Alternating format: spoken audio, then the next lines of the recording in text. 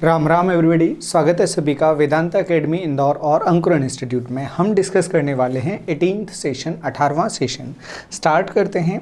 पहला क्वेश्चन आज हमारे सेशन का 5x + 2 और 2x² - 3x + 5 के गुणनफल में x² x के गुणांकों का योग हमें बताना है। ये 2015 में पूछा गया क्वेश्चन। हम इंटू करते हैं इस एक्सप्रेशन का इसमें, तो 5x का करते हैं पहले इंटू। हम 5x का इंटू करते हैं, क्या मिलेगा 10x³, फिर 5x का इसमें करेंगे माइनस का 15x², फिर 5x का 5 में करेंगे प्लस का 25x, फिर 2 का करेंगे 2 2 ज़ा 4x², फिर 2 का करेंगे माइनस का 6x प्लस का 10। अब हमें कोफिशिएंट किसके चाहिए, गुणांक चाहिए किसके, x² और x के। जो साथ में नियतांक हैं, निश्चित हैं, वो हैं x² और x के, उनका योग चाहिए मल्टीपल्स का। तो क्या है x² और x के, ये माइनस का 15, फिर प्लस का 25 प्लस का 4 और माइनस का 6। अब देखते हैं 15 और 6 21 और ये हो जाएगा 29। बचेगा क्या, ये बचेगा प्लस का 8 मतलब ऑप्शन नंबर सी। बस ध्यान से कैलकुलेशन का ध्यान रखना है, गुणा करने का ध्यान रखना है, प्लस माइनस का। बाकी इजी क्वेश्चन था। अगला क्वेश्चन है, एक कक्षा में 54 विद्यार्थी हैं, यदि छात्रों की संख्या का 4/5 है। अब इसमें हमें ध्यान देना पड़ेगा कि वो बता किसके बारे में रहा है। रेशियो जब दिया होता है या फ्रैक्शन के फॉर्म में जब बताता है, ये 4/5 लिखा है। हम हमेशा बताते हैं नीचे जिस से तुलना और ऊपर इंफॉर्मेशन या जानकारी। किसके बारे में जानकारी दे रहा है, जानकारी किसके बारे में दे रहा है, छात्राओं की संख्या। किससे तुलना करके, बॉयज़ से तुलना करके। तो नीचे क्या है बॉयज़ और ऊपर क्या है गर्ल्स। टोटल कितना 4 और 5 9। छात्रों की तुलना में गर्ल्स कितना है 4 हैं। यदि बॉयज़ 5 है गर्ल्स 4 हैं। वो बोल रहा है टोटल 54 है और यहाँ टोटल कितना आ रहा है 9। 9 को कितना बोलना पड़ेगा 54। 1 यूनिट कितना हो जाएगा 6 हो जाएगा 1 यूनिट। किसके बारे में पूछ रहा है, तो छात्रों की संख्या। छात्र कितने हैं 5, बॉयज़ हो जाएंगे 5, 5 छक्के 30 मतलब ऑप्शन नंबर बी, ये हमारा आंसर बनेगा। यहाँ छात्रों को टोटल नहीं मानना है क्योंकि लास्ट में भी छात्रों की संख्या पूछ ली और ऑप्शन में नहीं है 54। अगला क्वेश्चन है, a² b² और c² दे रहा है, a + b + c हमसे पूछ रहा है। अब हम a² निकालते हैं। a² कितना होगा, a² होगा 27 और 8 35 और 1 36। इससे a कितना आ जाएगा 6। b² निकालते हैं 64 और 27, 64 और 27 हो जाएगा 64 और 7 71 और 20 91 और 8 99 और 1 100। तो b² हो जाएगा 100 और b हो जाएगा 10। c² की तरफ चलते हैं। c² होगा 125 और 64, 189 और 27, 116 और 8 216 और 8 224 और 1 225। 225 का मतलब ये कितना c आ जाएगा 15 और a + b + c पूछ रहा है। तीनों को जोड़ दो तो कितना आ जाएगा 6 और 10 16 और 15 31 31। ऑप्शन नंबर बी, ये भी 2015 का क्वेश्चन था। Next question. अब ऐसा क्वेश्चन जब भी आएगा अंडर रूट के अंदर, अब अंदर से खोलने के बजाय हम इसे बाहर से ओपन करना पड़ेगा क्योंकि अननोन अंदर है, हमें अंदर की तरफ जाना है। तो बाहर से अंदर की तरफ हम जाएंगे तो पहले हमें क्या करना पड़ेगा, दोनों तरफ स्क्वायर करना पड़ेगा। स्क्वायर करोगे तो क्या आ जाएगा 5 + 3rd रूट ऑफ x या x का क्यूब रूट और दोनों तरफ स्क्वायर किया है ये 9। 4 वहाँ जाके माइनस होगा 3rd root of x is equal to 5 minus होगा तो बचेगा 4। अब क्यूब करना पड़ेगा, दोनों तरफ क्यूब करोगे, x इज इक्वल टू क्या आ जाएगा 64। x is equal to 64, option number D. 2013 का क्वेश्चन था ये भी, बस बाहर से ओपन करना है, ये ध्यान रखना है। ये डेफिनेट पैटर्न टाइप क्वेश्चन है कि इस तरह से भी सॉल्व किया जाता है। यदि एक महाजन साधारण ब्याज की 5% दर से 500 रुपये 4 वर्ष के लिए ब्याज पर देता है तो 4 वर्ष के बाद उसे कितने प्रतिशत का लाभ होगा या ब्याज मिलेगा, ये वो पूछ रहा है। 1 साल में 5, 2 साल में 10, 3 साल में 20, 3 साल में 15, 4 साल में 20%। ये साधारण सा क्वेश्चन था, CGTET 2011 में पूछा गया था।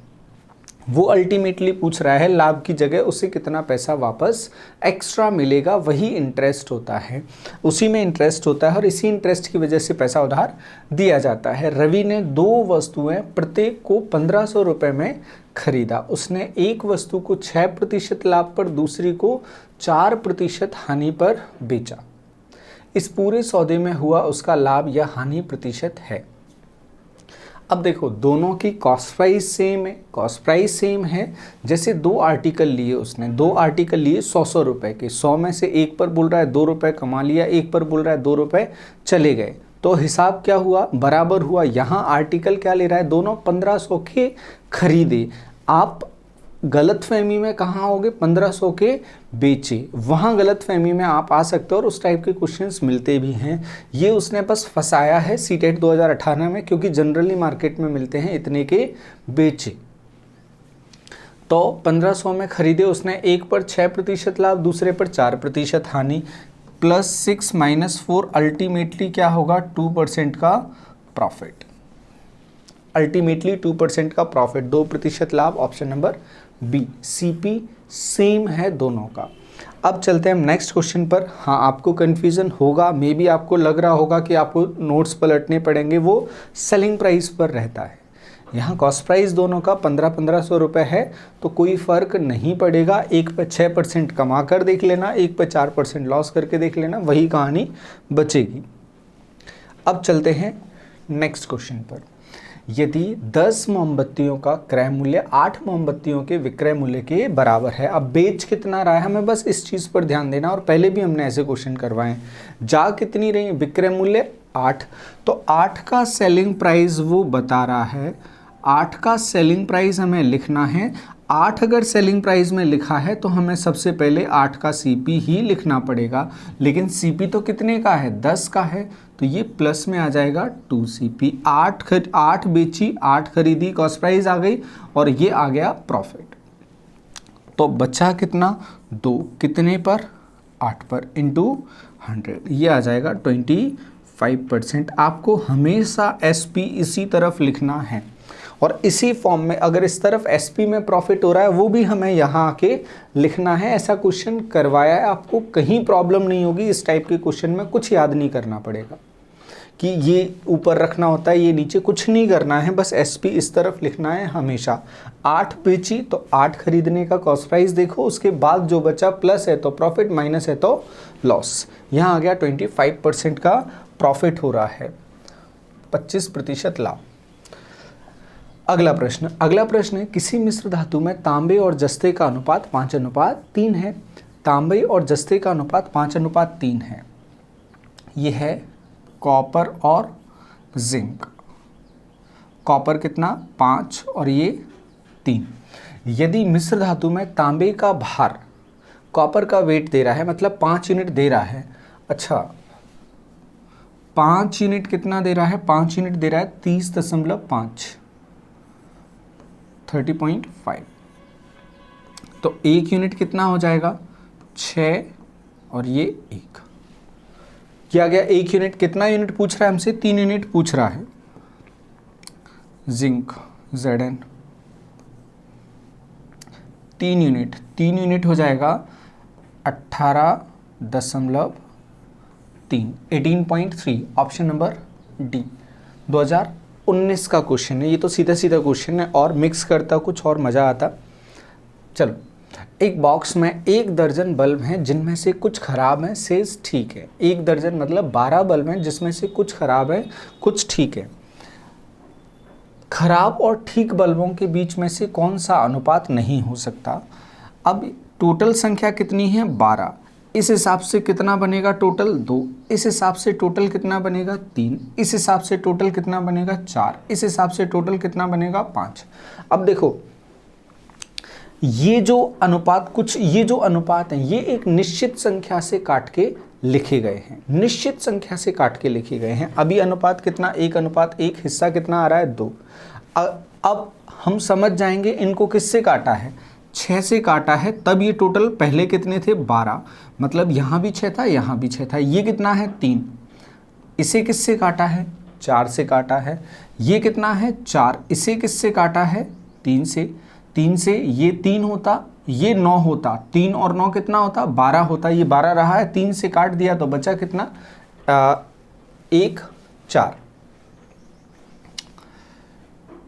टोटल बचा 4, 1, 3 ये बचेगा। ये कितना हो रहा है? 5। इसे कितने से काटा है? किसी परफेक्ट नंबर से नहीं काटा है। पॉइंट में ये कहानी चली जाएगी। तो ये जो रेशियो है ये कभी भी पॉसिबल नहीं होगा जब टोटल 12 है, क्योंकि पॉइंट में नहीं काटते हम काटते हैं पूरे प्राकृत संख्या से काटा जाता है। तो यहाँ पर 12 इससे नहीं बन सकता, 2 से बन सकता है, 3 से बन सकता है, 4 से बन सकता है, और 12 5 से नहीं बन सकता। इसलिए अपना आंसर डी होगा। 2 स्थानों के बीच की दूरी 12 किलोमीटर है। एक मानचित्र का स्केल 1 सेंटीमीटर बताता है, अगर वो 25,000 सेंटीमीटर है तो। भारत का नक्शा एक छोटे से पेज पर बना दिया जाता है और वहाँ नीचे साइड में स्केल लिख दी जाती है, किस स्केल का प्रयोग किया गया है। तो वैसे यहाँ कहानी चलेगी, यहाँ कहानी में हम देखते हैं 25,000 सेंटीमीटर को 1 सेंटीमीटर बोल रहा है। तो 1 सेंटीमीटर एक्चुअली में कितना होगा? 1/25,000। ये 1 सेंटीमीटर का एक्चुअल बनेगा। अब हम चले, हमसे क्या बोल रहा है? 12 किलोमीटर बताना है। तो ये 1 सेंटीमीटर है, 12 किलोमीटर इस तरफ करेंगे, लेकिन यहाँ तो सेंटीमीटर में कहानी चल रही है। तो 1/25,000 और 12 किलोमीटर मतलब 12 किलोमीटर पहले आएंगे मीटर में और फिर आएंगे सेंटीमीटर में। 12 किलोमीटर 1000 से गुणा करेंगे मीटर, 100 से गुणा करेंगे सेंटीमीटर। ये तीनों काटती है। 25 से काटेंगे ये 4 बार, 12 चौक 48। स्केल में कितना बनाना पड़ेगा? 48 सेंटीमीटर बनाना पड़ेगा, या 48 यूनिट जो भी बना रहे हैं। 25,000 यूनिट को 1 बना रहे हैं, हमने सेंटीमीटर बोल दिया। कुछ भी हो सकता है, इंच से इंच भी ले सकता है, कुछ भी ले सकता है, पर लेगा सेम, लेगा वो सेम। ये ध्यान रखना, ऐसा नहीं होगा 2500 किलोमीटर 1 सेंटीमीटर वैसा लिखा होगा। तो वो लिखने में पूरी यूनिट क्या लेना है? हमें सेम लेना है। अब चलते हैं आगे। ऐसे क्वेश्चन हम करवा चुके हैं और वो पूछता भी है। 2015 में भी पूछा, 1-2 क्वेश्चन हम करवा चुके हैं। नीचे से 0 हम हटा देते हैं, 4 0 हैं, 4 0 हटा देते हैं हम, 4 0 लगा देते हैं। यहाँ नीचे नहीं कटेगा, 1 0 कट जाएगा, बाकी बचे 3 0 आ जाएंगे, प्लस यहाँ 2 0 कट जाएंगे, 2 0 आ जाएंगे, फिर 3 0 कट जाएंगे, 1 0 आ जाएगा, फिर उसके बाद चारों 0 कट जाएंगे, एक भी 0 नहीं आएगा। अब जोड़ते हैं, ये कितना? 10,000 और 11,000 कितना हो जाएगा? 12,000 हो जाएगा। ये 12,000 लिख लेते हैं पहले अपन, 12,000 लिख लिया। ये 1100 और 1110, 1100 और 1100 2210, सॉरी 2210, और ये कितना? 111। जोड़ते हैं, इसमें 2210 जोड़ेंगे कितना हो जाएगा? इसको जोड़ देते हैं, पहले इनको जोड़ देते हैं। ये हो जाएगा 12,000 और 2200 में जोड़ेंगे, ये हो जाएगा 2321, 2321। अब जोड़ते हैं इनको, अब जोड़ने जाएंगे 1, कोई गड़बड़ तो नहीं किया? ये 10,000 और ये 11,000, 10,000 और 11,000 कितने होंगे? 10,000 और 11,000 होंगे 21,000, 21,000 ठीक है। फिर 1100 और 1110, 1100 और 1100 2210 ठीक है। ये 111 ठीक, 111 इसमें जोड़ेंगे, ये हो जाएंगे 2200 से 2300,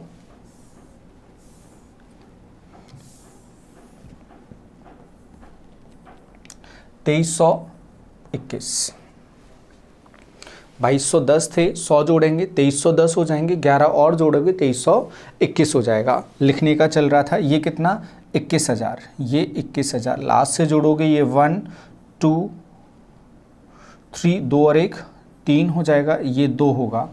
हमने 4 जीरो हटाए हैं तो फाइनल लिखने के लिए अपन 4 जीरो लगाए हैं, तो फाइनल क्या करेंगे अपन 4 जीरो हटाएंगे, मतलब पॉइंट लगाएंगे 2.3321। देखो इसलिए हमने ये करके बताया क्योंकि हमें भी अजीब, खैर हमारे साथ पर्सनल प्रॉब्लम ये है कि हमें कैलकुलेशन करना बहुत अजीब लगता है, तो ये आएगा कैलकुलेशन थोड़ा आपको करना पड़ेगा, ध्यान से करना पड़ेगा। 2.3321 ऑप्शन नंबर सी, ध्यान से ही करना पड़ेगा आपको, क्योंकि अभी रिसेंट में जो एग्ज़ाम हो रहे हैं उनमें कैलकुलेटिव क्वेश्चन आ रहे हैं, करना पड़ेगा।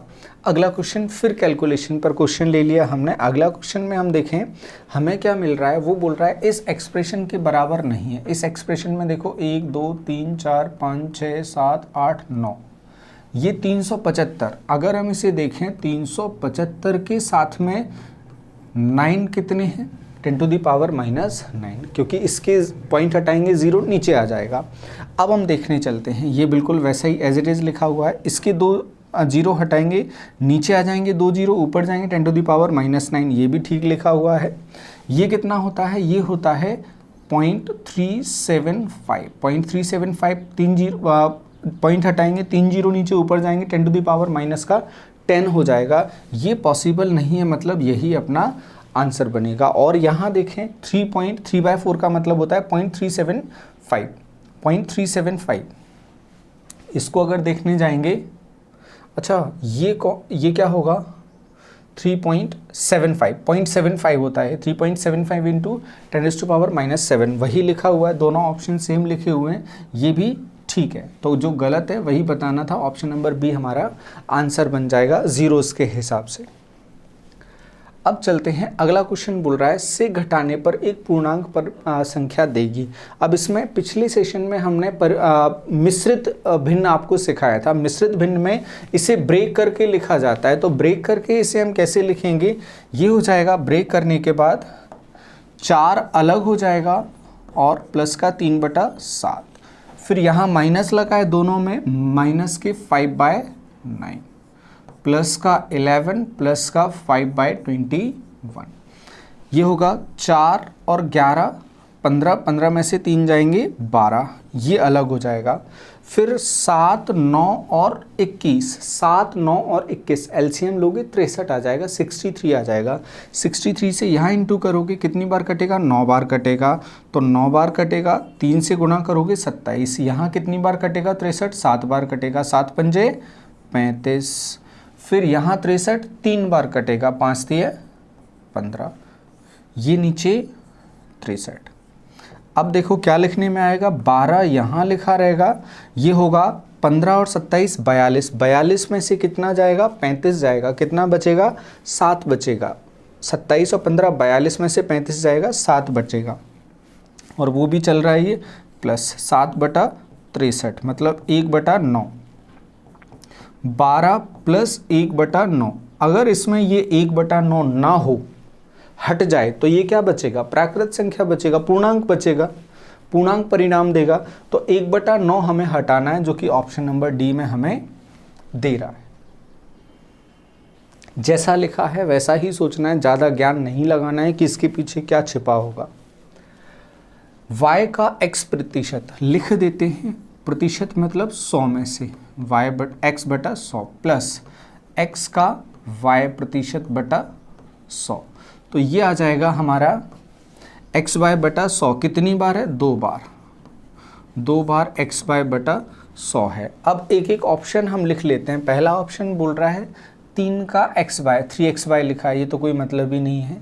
x का y प्रतिशत, x का y प्रतिशत तो यहाँ भी है, ये और एक्स्ट्रा है, y का x प्रतिशत तो यहाँ भी है, ये एक्स्ट्रा है। तो ना तो a बता रहा है, ना c बता रहा है, ना d बता रहा है। इसको लिख के देख लेते हैं। एक्स वाई का 2%, 2 मतलब 2/100, तो ये हो जाएगा 2x/100। तो आंसर बनेगा अपना ऑप्शन नंबर बी।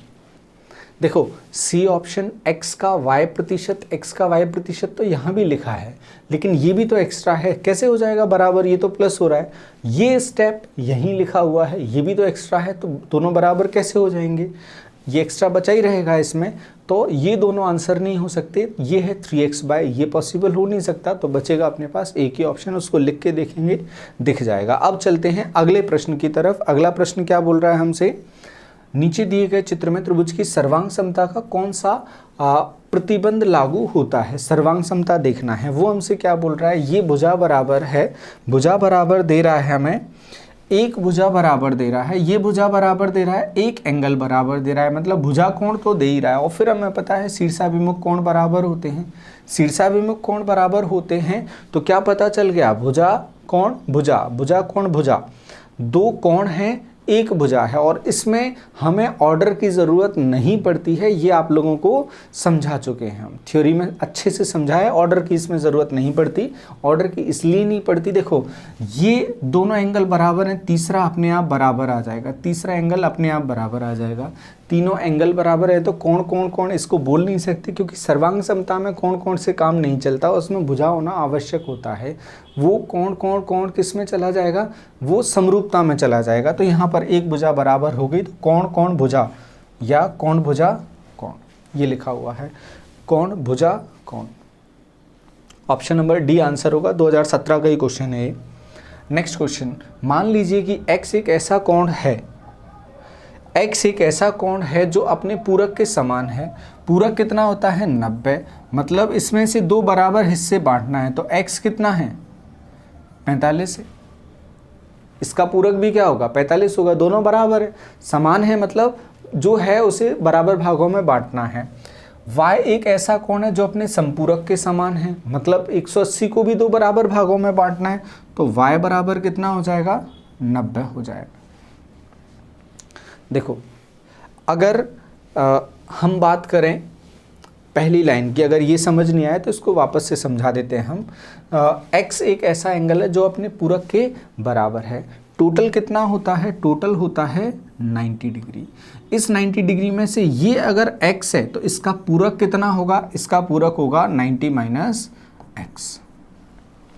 जैसे 30 का पूरक 60, 40 का 50, 15 का 75, यही होता है। और ये दोनों कैसे हैं, बराबर हैं, माइनस एक्स यहाँ के जोड़ेगा 2x हो जाएगा, ये बराबर 90 हो जाएगा, x बराबर 45 हो जाएगा। अब 90 की जगह 180 लिख के y के लिए कर सकते, ये हो गया 2x + 3y पूछ रहा है, 2x मतलब 90 हो जाएगा और 3y मतलब 270, 90 और 270 हो जाएगा 360 डिग्री। ऑप्शन नंबर बी 2016 का क्वेश्चन है, कुछ भी विशेष इसमें नहीं है, बस इस स्टेप को समझना है।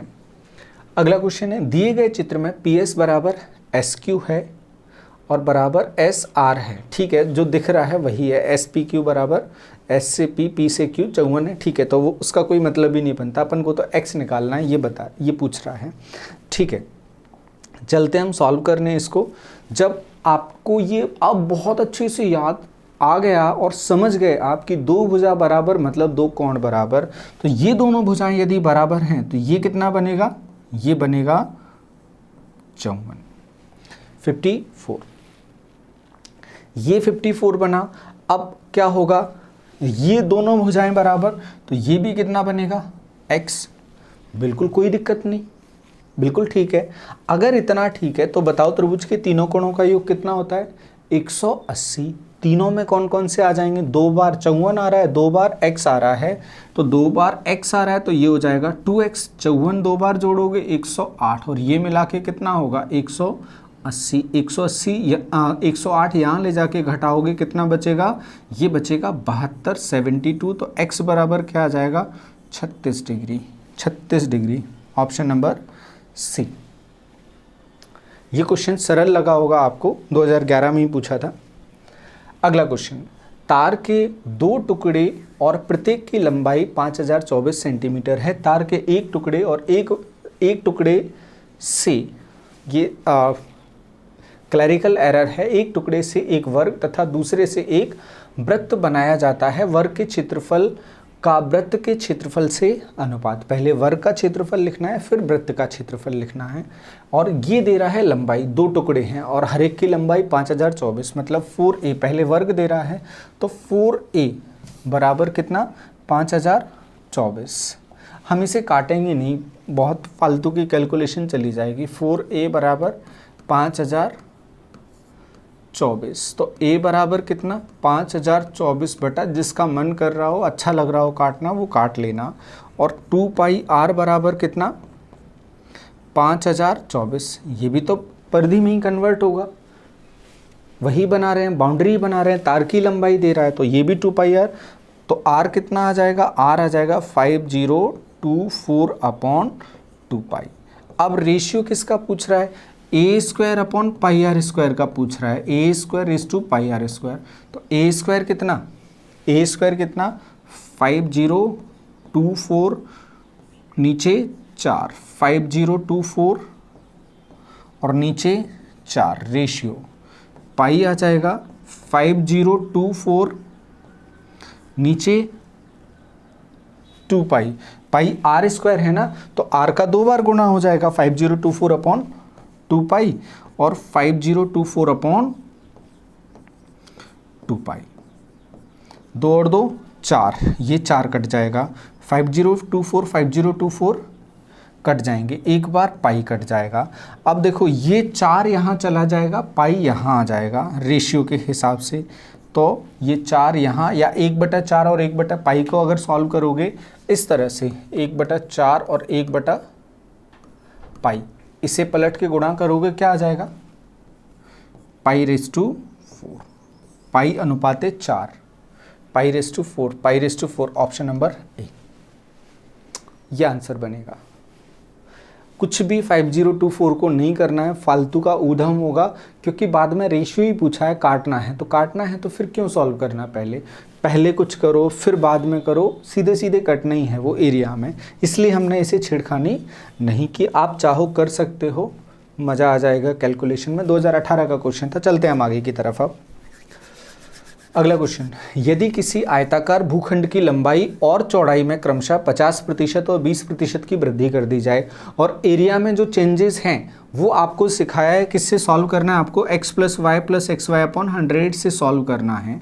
वो परसेंटेज में चेंज दे रहा है और किस में पूछ रहा है, तो इसका क्षेत्रफल कितने गुना बढ़ जाएगा। जो परसेंटेज चेंज है वो फ्रैक्शन में पूछ रहा है, फ्रैक्शन में कैसे कन्वर्ट करते हैं अभी बता देते हैं हम। अभी परसेंट में निकाल लेते हैं, 50 और 20, 50 गुना 20/100, और ये कई बार सिखाया है, ये इसीलिए याद करवाते हैं, तमाम जगह पर लगाते हैं। 50 और 20 70 और 10 80, 80% है। 80% का मतलब होता है 100 में से 80 है, तो 80 है 100 में से, ये आ गया फ्रैक्शन में कितना, 4/5, 4/5 बढ़ जाता है, 4/5 बढ़ जाता है।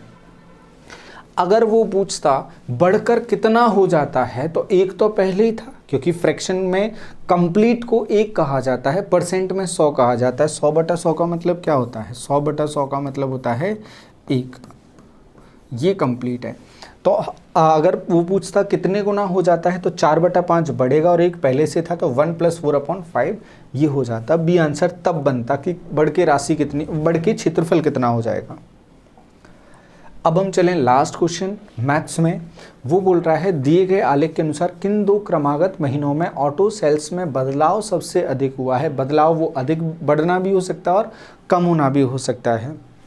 हम अपने ग्राफ में नज़र डालें, जो फ्लक्चुएशन है वो हमें कहाँ दिख रहा है, फरवरी से मार्च, फैब से मार्च में हम देखें कितना दिख रहा है, फैब में 3.5 और मार्च में जाके 4.25,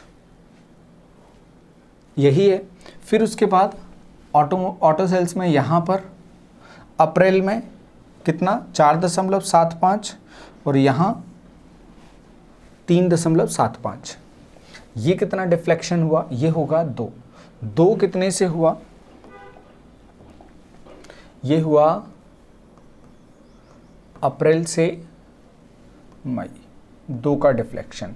और यहां फेब से मार्च कितना डिफ्लेक्शन, फेब से मार्च में हम जाते हैं, फेब से मार्च 3.5 से 4.25, 4.5 जाता तो पूरा कितना हो जाता, ये 2 हो जाता, ये हुआ 1.75। अब देखते हैं ये कहाँ से हुआ, ये हुआ 3.5 से 1.75 % में गुणा 100। देख लेते हैं कितना डिफ्लेक्शन हुआ, ये डिफ्लेक्शन हुआ 2, कहाँ से, 4.75 से गुणा 100। देखते हैं परसेंट में डिफ्लेक्शन कितना है, ये पॉइंट हटा दो, ये पॉइंट हटा दो, इसके लिए ऊपर वाले के लिए नीचे 2 जीरो, नीचे वाला हटाया ऊपर 1 जीरो, ये उड़ाया 5 से, 35 से ही काट दो, 35 से 5 बार कटेगा, कितना बढ़ गया, ये 50% बढ़ गया। और ये 50 से थोड़ा बहुत भी ऊपर होगा मैं तुरंत पता चल जाएगा। ये हटाया 2 जीरो आ जाएंगे, 25 से काटोगे, 25 से ये, 25 से कितनी बार कटेगा, ये 19 बार कटेगा, 25 से ये 8 बार कटेगा, ये 800/19, 19 चौक कितना होता है 76, 400 कुछ 40 कुछ आएगा ये। तो बढ़ कौन सा रहा है, चेंज सबसे ज़्यादा किस में दिख रहा है, फेब टू मार्च, फेब टू मार्च, ऑप्शन नंबर डी ये आंसर बनेगा। अब चलते हैं हम नेक्स्ट क्वेश्चन की तरफ। पेडागोजी स्टार्ट होता है, पेडागोजी ध्यान से पढ़ेंगे हम एक एक क्वेश्चन को। गणित वह भाषा है जिससे परमेश्वर ने संपूर्ण जगत या ब्रह्मांड को लिख दिया है, ऐसा किसने कहा था, ऐसा कहा था गैलीलियो ने। तो ये स्टेटमेंट है, क्यों कहा था, क्या कहा था, उसको छोड़ के सीधे स्टेटमेंट को ध्यान रखना है और सीधा सीधा पूछा जाएगा। गणित वह भाषा है जिससे परमेश्वर ने संपूर्ण जगत या ब्रह्मांड को लिख दिया है। सब कुछ गणित के रूप में ही है, क्योंकि ये सभी एस्ट्रोलॉजी पर काम कर रहे थे, तो इसके लिए इनके लिए ब्रह्मांड ही सब कुछ था, वैसा समझ सकते हैं। खगोल पर ज़्यादा काम किया है तो याद रहेगा। पाइथागोरस प्रमेय की जानकारी किस भारतीय गणितज्ञ ने पूर्व में ही ज्ञात कर ली थी, तो कौन से भारतीय गणितज्ञ थे, वो थे बोधायन, जिनने बोधि सूत्र दिए थे, बोधायन ने बोधि सूत्र दिए थे। और बोधि सूत्र किससे संबंधित थे, इनको सुल्व सूत्र भी कहा जाता था। बोधि सूत्र जो किससे संबंधित थे, जहाँ तक है सुल्व सूत्र इनको कहा जाता था। और वो किससे संबंधित थे, बोधि सूत्र संबंधित थे जो ये अपनी हवन कुंड जिनको कहा जाता है, वेदिकाएं। तो वेदिकाएं का जो साइज वगैरह होता है उससे रिलेटेड था। वहाँ उनने कुछ इस तरह की आकृति बनाई, एक बड़ा वर्ग नीचे, और यहाँ जो डायगोनल का जो शेप बना था इसके बारे में उनने जानकारी दी थी। और पाइथागोरस के इंडिया विजिट करने के बाद, पाइथागोरस के जो ग्रंथ है, इंडिया के जो ग्रंथ हैं उनको समझने देखने के बाद, इंडिया विजिट करने के बाद उन्होंने जो पाइथागोरस थ्योरम है वो दी थी। इसलिए माना जाता है कि जो पाइथागोरस का ज्ञान है थ्योरम को लेकर वो इंडिया से जुड़ा हुआ। और इंडिया से किससे जुड़ा हुआ है, बोधियायन से, बोधि सूत्र से, जो वेदिकाओं से संबंधित थे। सामान्यतः गणित सीखना कठिन है, क्योंकि गणित सीखना क्यों कठिन है, क्योंकि गणित हमेशा किस में चलता है, ज़्यादातर हवा में चीज़ें चलती हैं। एक ट्रेन आ रही है, पानी का ये है, हवा की गति ये है, एक संख्या है ऋणात्मक उसमें लगा है, धनात्मक लगा है, कहाँ है, ढूंढ के लाओ ये संख्या कहाँ है, धनात्मक लगा है, ऋणात्मक लगा है, प्राकृत संख्या। तो ये कैसा है, अमूर्त है। गणित जो विषय सबसे तार्किक है लेकिन फिर भी कैसा है, अमूर्त है। तो गणित की अमूर्तता की वजह से, देखो ऑप्शन नंबर ए में ही दे रहा है, क्योंकि कठिन को सोचकर सिर्फ एक ही बात आती है कि ये दिखता नहीं है, दिखता तो सरल हो जाता, और बच्चे इसे पढ़ना नहीं चाहते। शिक्षण पद्धति त्रुटिपूर्ण है, गणित के अच्छे शिक्षक उपलब्ध नहीं हैं। अब इसमें से अगर प्रैक्टिकली देखा जाएगा, भारत में ये सही भी है और कई जगह पर ये गलत भी है। भारत में गणित के बहुत बहुत बेहतरीन शिक्षक और गणितज्ञ रहे हैं, लेकिन सामान्यतः गणित को उस तरह से नहीं देखा जाता जैसा वो होता है। इसलिए सब्जेक्ट को टफ बना दिया जाता है और बच्चे फिर उसे पढ़ना नहीं चाहते। शिक्षण पद्धति में प्रॉब्लम रहती है, ज़बरदस्ती ट्रिक्स वगैरह पर चले जाते हैं। बेसिक्स बहुत इजी है, बहुत मज़ेदार है, मैथ्स लविंग सब्जेक्ट है, प्यार करने वाला विषय है। तो ये प्रैक्टिकली कहीं कहीं पर हैं, इनमें सुधार किया जा रहा है। बाकी इसमें तो कोई डाउट नहीं है कि बहुत अच्छे टीचर्स नहीं रहे हैं, बहुत अच्छे शिक्षक रहे हैं, रामानुजन जैसे गणितज्ञ भारत में रहे हैं, तो ये ज्ञान की भूमि है। लेकिन अभी आंसर अपना ऑप्शन नंबर ए। चलते हैं आगे। उच्च प्राथमिक स्तर पर गणित अधिगम के लिए निम्नलिखित में से कौन सा सबसे अधिक आवश्यक है? किसी समस्या को हल करने के लिए विभिन्न तरीकों की खोज करना, बिल्कुल अच्छी बात है, करना चाहिए, बच्चे को खोज ही होना चाहिए गणित में। सभी सूत्रों को याद करना नहीं, याद करना नहीं, एनसीएफ भगा देगा। शिक्षक बोर्ड पर जो लिखता है उसकी सही ढंग से नकल करना, नकल की तो भी भगा दिए जाओगे। एक समस्या को कई बार हल करना नहीं, फालतू रट्टा मार वाली बात है ये। ऑप्शन नंबर ए हमारा ठीक है, बच्चे को खोजी और जो रिसर्च का काम है उसमें लगाना। गणित में विश्लेषण सीखता है बच्चा। गणित में बेहतर होने के लिए एक व्यक्ति को डैश डैश की आवश्यकता होती है। गणनाओं में प्रवीणता की नहीं, व्यक्ति को कैलकुलेशन बहुत अच्छी हो तो वो गणितज्ञ हो जाएगा। अमूर्त चिंतन और तर्क संगत विवेचन द्वारा समस्याओं को बनाने और उन्हें सूत्रबद्ध करने की, और ये ऐसा लग रहा है जो सेकंड नंबर जो लाइन है ना, वो एग्जैक्टली रामानुजन जी के बारे में कही गई है कि अमूर्त चिंतन करना, सोचना, चीज़ों को, दिमाग में थ्योरम चल रही है, मैथ्स की थ्योरम चल रही है, सोचो वो प्रैक्टिकली दुनिया में कहीं भी एग्जिस्ट नहीं करती पर दिमाग में वो चल रही है, तो अमूर्त चिंतन उसका किया जा रहा है। ईश्वर को आप सोचते हैं तो कुछ ना कुछ प्रतिमा लेके सोचते हैं, लेकिन मैथ्स का क्या आएगा? कुछ भी नहीं आएगा, सवाल ही घूम रहा है, पता चला। और किसी ने आपसे पूछ लिया माँ की उम्र ये है, बेटी की उम्र ये है, तो आपके दिमाग में माँ और बेटी की फोटो नहीं आ रही है, आपके दिमाग में क्वेश्चन में एज वगैरह चल रही है, तो वो होता है अमूर्त चिंतन। तर्क संगत विवेचन, तर्क के आधार पर उस स्टेटमेंट को सही ठहराना और उनको फिर लिख दिया जाता है, सूत्रबद्ध कर दिया जाता है। तो ये गणित के लिए बहुत अच्छी बात लग रही है। सूत्र याद करना कतई नहीं, हल याद करना कतई भी नहीं, गणनाओं की प्रवीणता वो भी रटने जैसी चीज़ें रहती हैं, वो भी नहीं। कैलकुलेशन तभी बहुत अच्छी पॉसिबल होती है जब हमारे दिमाग में बहुत सारी चीज़ें रटे हुए फॉर्म में क्लिक करने पर वो आ जाती हैं, और जैसे ही वो कैलकुलेशन सामने आती है तो जहां हम फंसते हैं कैलकुलेशन को करने में, वो चीज़ें तो सीधे सीधे जुबान पर आई जाती है ना, तो काम हमारा आसान हो जाता है, प्रोसेस हमें पता हो तो। अगर हमें पता है कि इसके बाद ये, इसके बाद ये, इसके बाद ये, इसके बाद ये तार जोड़ना है, और तार जोड़ने की आपकी प्रोसेस बहुत तेज है, तो आप तुरंत क्या करेंगे, इनको जोड़ देंगे, उसी को कहा जाता है वो फास्ट हो गया। नेक्स्ट क्वेश्चन पर चलते हैं। राष्ट्रीय पाठ्यचर्या की रूपरेखा 2005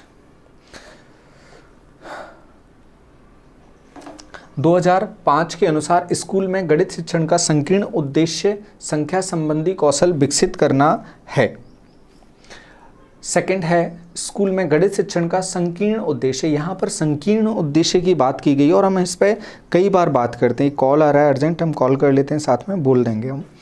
फिर संकीर्ण उद्देश्य की, अब इस पे अपन ध्यान देना ध्यान से। संकीर्ण उद्देश्य, और संकीर्ण उद्देश्य हम कई बार पेडागोजी के क्वेश्चंस करते हैं, तब हम संकीर्ण उद्देश्य में बोलते हैं कि ये उद्देश्य हो सकता है लेकिन मुख्य उद्देश्य नहीं है। ठीक, तो अब हम देखते हैं संकीर्ण उद्देश्य। 5 मिनट आ रहे हैं, देखते हैं संकीर्ण उद्देश्य। यहां पर क्या बोल रहा है, संख्या संबंधी कौशल, फिर बोल रहा है संख्या संबंधी कौशल विकसित करना, उच्चतर उद्देश्य समस्या हल करने का कौशल विकसित करना है। उससे ऊपर उद्देश्य क्या आएगा, समस्या हल करना। यहाँ स्कूल में गणित शिक्षण का संकीर्ण उद्देश्य अंक गणित पढ़ाना। अकेली एक ब्रांच पर हम नहीं जा सकते, ये बहुत गलत सोच है कि हम किसी ब्रांच को खास ले रहे हैं और किसी ब्रांच को उससे कमतर आंक रहे हैं। स्कूलों में गणित शिक्षण का संकीर्ण उद्देश्य अंक प्रणाली पढ़ाना और उच्चतर उद्देश्य बीजगणित। फिर से वही बात की जा रही है।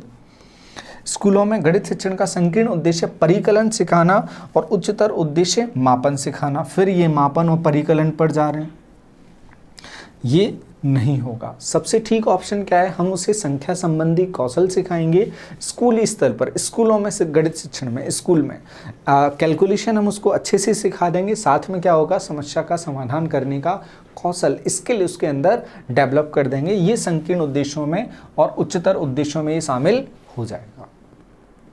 और ऐसा हम कई बार डिस्कस कर चुके हैं, इसलिए इसमें समस्या नहीं होनी चाहिए। अगला प्रश्न क्या है, किसी परीक्षण की विश्वसनीयता का अर्थ है कोई विश्वसनीय कब है, रिलायबल कब है। रिलायबल और वैलिडिटी दोनों हम बहुत अच्छे से 3 से 4 प्रश्न में समझा चुके हैं। रिलायबल का अर्थ होता है कि कुछ भी हो, पेपर टू द पॉइंट भले ना हो, लेकिन परीक्षा पर भरोसा इतना किया जा सकता है कि वो किन्हीं भी परिस्थितियों में अलग अलग टाइम पर लेने पर भी रिजल्ट हमेशा कैसा देता है, सेम। बच्चों के जो नंबर होते हैं वो सेम आते हैं, तब कहा जाता है वो विश्वसनीय है। और वैलिड कब कहा जाता है, वैध, परीक्षा की वैधता क्या होती है, अकॉर्डिंग टू सिलेबस या अकॉर्डिंग टू जो पाठ्यक्रम है उसके अकॉर्डिंग चीज़ों को पूछा जाना, टू द पॉइंट चीज़ों को पूछा जाना जिसके लिए मूल्यांकन किया जा रहा है। यहाँ बस पूछ लिया जाता है लेकिन मार्क्स सेम रहते हैं। एक परीक्षण जो समय समय पर प्रयुक्त करने पर भी परिणामों में भिन्नता ना दे, इसी को कहा जाता है रिलायबिलिटी।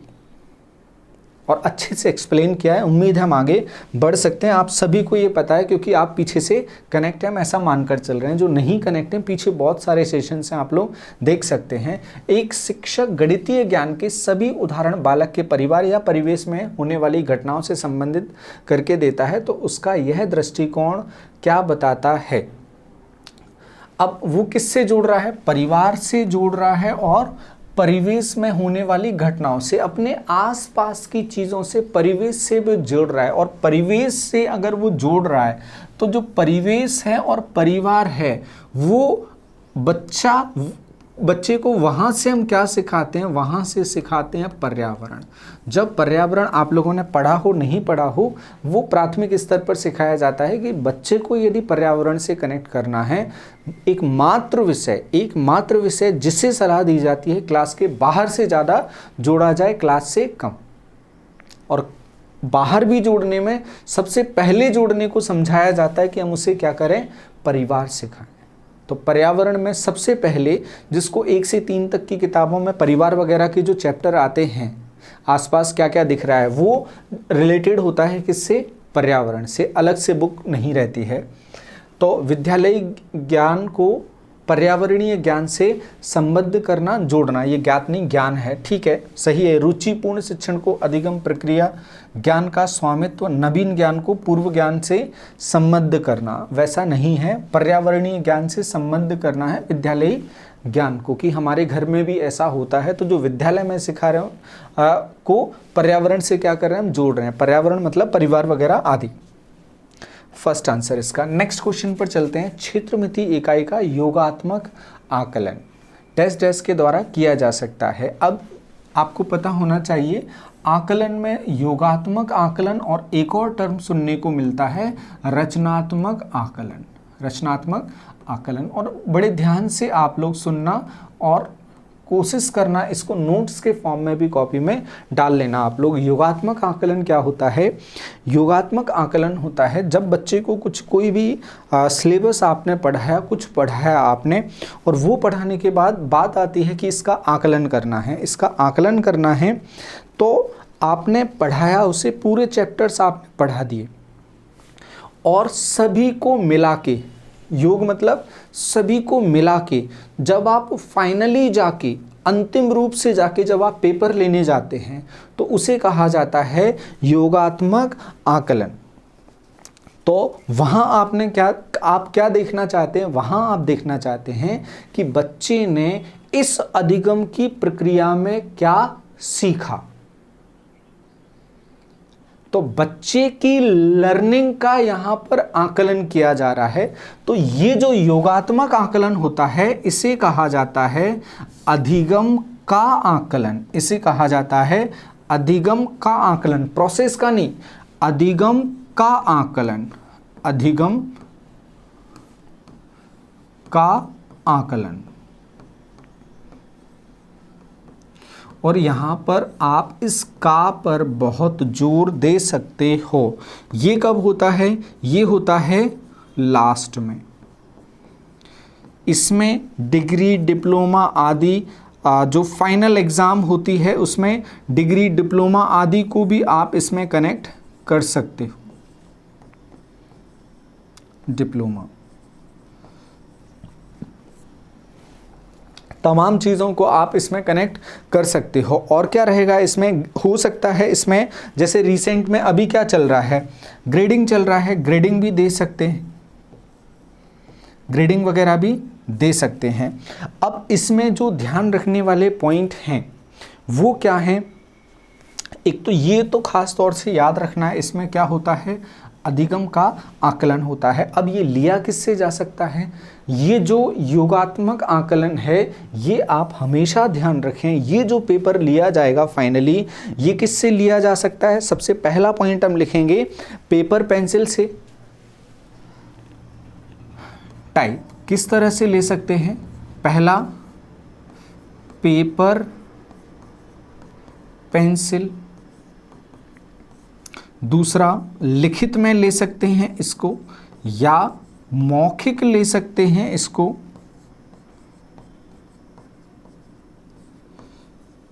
या जो मैपिंग वगैरह है, डायग्राम वगैरह बना के स्केच वगैरह है, तमाम इस तरह से भी लिया जा सकता है। फाइनली क्या है, मैपिंग वगैरह, मानक टेस्ट वगैरह कुछ भी, मैपिंग या फिर यहाँ मैपिंग की जगह हम क्या कर सकते हैं, स्टैंडर्ड जो टेस्ट हैं, स्टैंडर्ड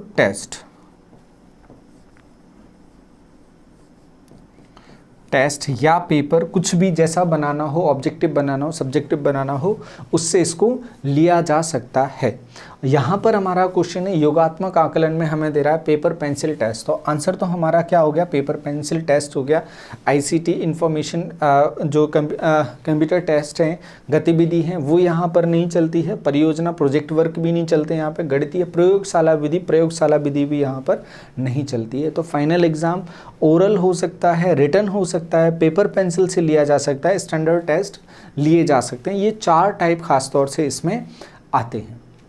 फिर इसके बाद रचनात्मक आकलन क्या होता है, रचनात्मक आकलन होता है इसमें जो अधिगम प्रक्रिया है, अधिगम प्रक्रिया के चलने के दौरान ही टीचर क्या कर सकते हैं। टीचर एक एग्जाम्पल के तौर पर आपको बताया जाए कि टीचर करे कि बच्चों से बोले, अच्छा एक काम करो, मैं तुमको एक टास्क देता हूँ, तुम्हें 2 बच्चों को दे दिए, उनने कुछ शेप दे दिए, 2-3 शेप आकार दे दिए, वो आकार बच्चों से बोला कि चलो अब तुम बच्चों को इकट्ठा कर दिया, अब तुम एक काम करो, इनको डिस्कस करो, इनको डिस्कस करके फिर तुम एक एक पॉइंट करके इनके बारे में लिखते जाओ, पहले प्रॉपर्टीज़ बताओ इसकी, फिर उन प्रॉपर्टीज़ को क्या करो, लिखते जाओ। और आप क्या कर रहे हैं, आप क्लास में घूमकर उस प्रोसेस को क्या कर रहे हैं, ऑब्जर्व कर रहे हैं। जब आप उन्हें ऑब्जर्व करेंगे तो आप देखेंगे यार मैंने तो ये सेंटेंस बोला था पर बच्चों ने तो ये समझ लिया, मैंने ये समझा, इस तरह से समझाया था, पर ये तो बच्चों के पास पहुंचते पहुंचते इस तरह से हो गया,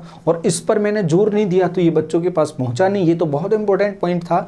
तो जब हम रचनात्मक आकलन करते हैं तो रचनात्मक आकलन में बच्चों के आकलन के साथ में, बच्चों के मूल्यांकन के साथ में क्या हो रहा है, जो अधिगम प्रक्रिया है वो भी मूल्यांकन में शामिल हो रही है कि अधिगम प्रक्रिया में कहीं तो कोई खामी नहीं है। यदि हमसे प्रश्न पूछा जाता है कि अधिगम प्रक्रिया की खामियों को जांचने के लिए कौन सा मूल्यांकन किया जाता है, तो हमारा आंसर होगा रचनात्मक आकलन किया जाता है। तो यहाँ पर अधिगम और अधिगम प्रक्रिया दोनों का आकलन किया जाता है, इसे कहा जाता है रचनात्मक आकलन। इसमें क्या होगा, शिक्षा दोनों का आकलन कैसे होगा, हम बोलें शिक्षक के शिक्षण का आकलन होगा और जो विद्यार्थी है उसके अधिगम का आकलन होगा।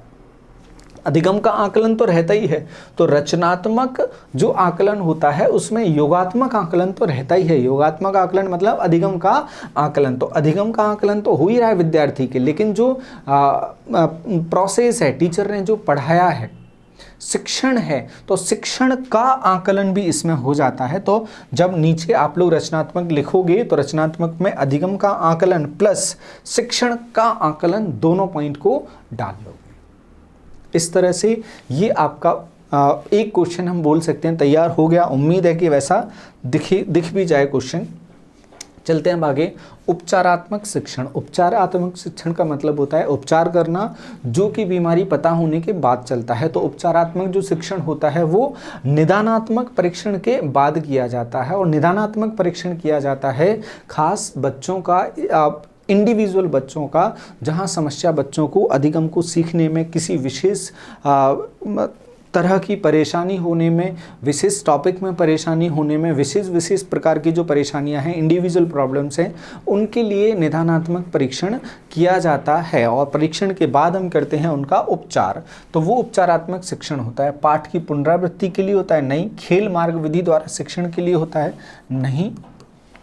कमजोर छात्रों के सीखने की कठिनाई को दूर करने के लिए, ठीक है, कमजोर छात्र जिनको निदान की ज़रूरत है, निदान में परीक्षण में देखा, पूरी कक्षा को पढ़ाने के लिए नहीं। आंसर होगा हमारा कमजोर छात्र, जो कहीं कहीं पर कुछ स्थान पर वो कमजोर हैं, परेशानियां हैं, उनके लिए किया जाता है निदानात्मक उपचारात्मक शिक्षण। तो ये था हमारा आज का सेशन। उम्मीद है ये सेशन आपको अच्छा लगा होगा, और इसी तरह से सेशन आप लोगों को मिलते रहेंगे। तो फिलहाल जुड़ने के लिए बहुत बहुत धन्यवाद। आप लोगों को अब पता है सर को जाना है, तो सर जल्दी से जाएंगे। Thank you. जुड़े रहें। राम राम सभी को।